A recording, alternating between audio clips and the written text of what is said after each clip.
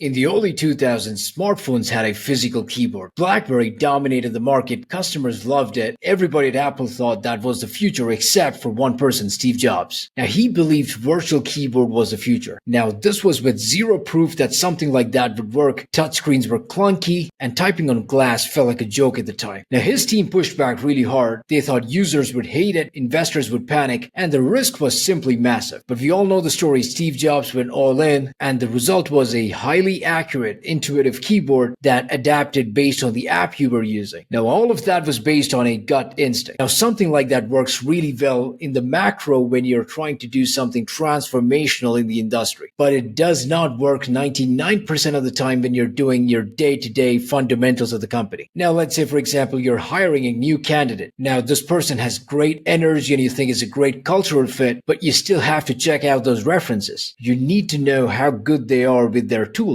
Now, you feel TikTok would work really well for your next marketing campaign, but you have to first run a few test ads. You need to measure what customer acquisition cost is going to look like, and you need to understand the ROI before you start scaling. Even with pricing your products, you feel your product is underpriced, but before you do something about it, you have to first check your competition and how they are pricing their products. You need to analyze churn, and you need to do a few pricing experiments first. Now, in your day-to-day business operations, gut instinct is a great place to start, but is never the final answer.